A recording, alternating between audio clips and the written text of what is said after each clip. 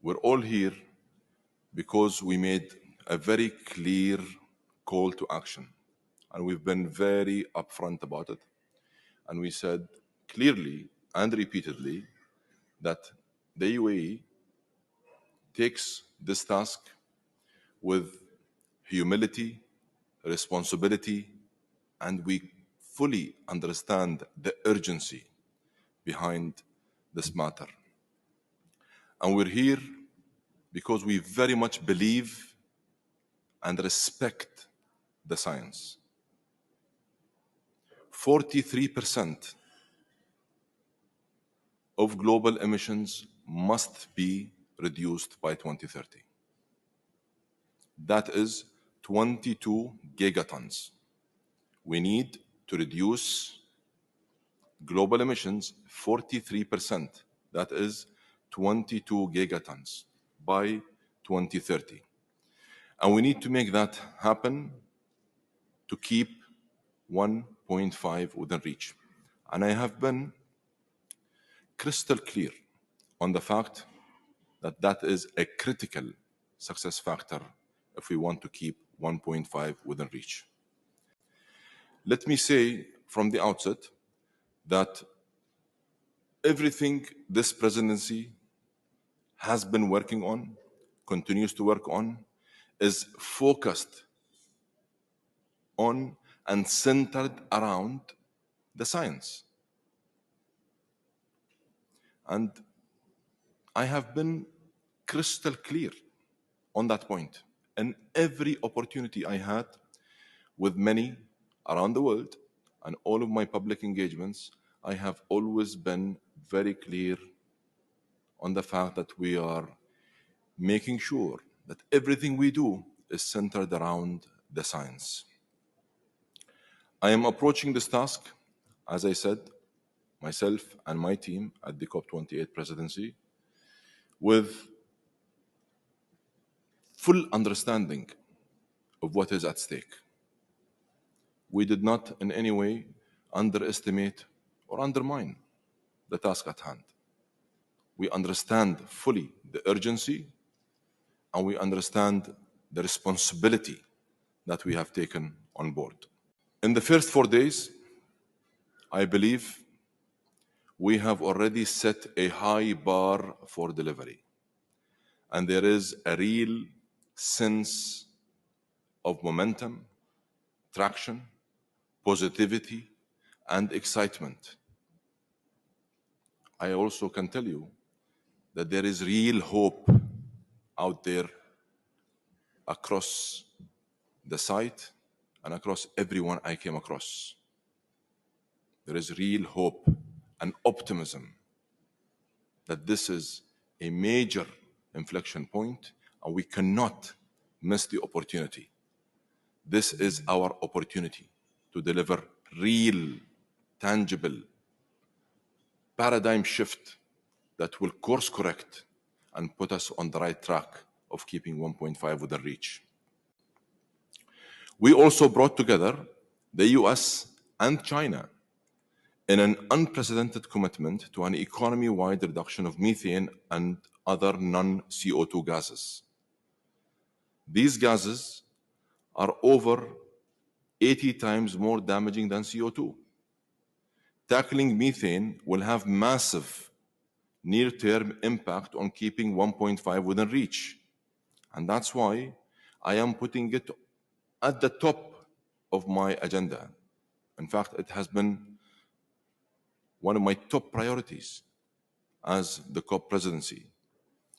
And we made it be very high and a top priority for everyone. And that's why we're able to make progress. I must say, a special thing is happening here at COP28. A special thing is actually happening here in Dubai. We voted on and supported and adopted the agenda in the first hour of the first day of COP. In the 12 COPs I have personally participated in, and I'm sure in this room there are people that have participated in many more than only 12 COPs. never ever did we see the agenda get adopted on day one, let alone first hour. Parties then came together on the first day to make a historic decision. That's history. In fact, it's a breakthrough agreement on loss and damage. And we didn't only operationalize it, but we began filling it. And that's what I have been repeatedly saying. Our task is not only to operationalize it and establish or create an empty bank account.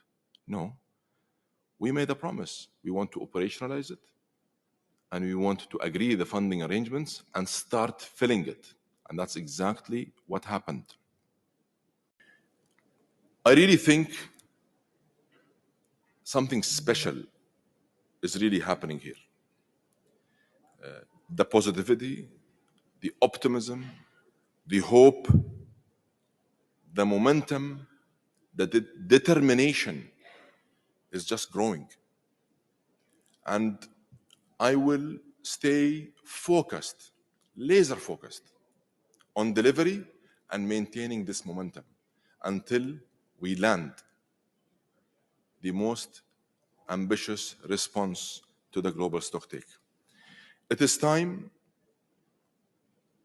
for us to seriously cooperate, collaborate, unite. It is solidarity that is needed at this point in time if we're serious about addressing this. It is time that we deliver the highest ambition response to the global stocktake and keep 1.5 within reach. And of course, I am excited.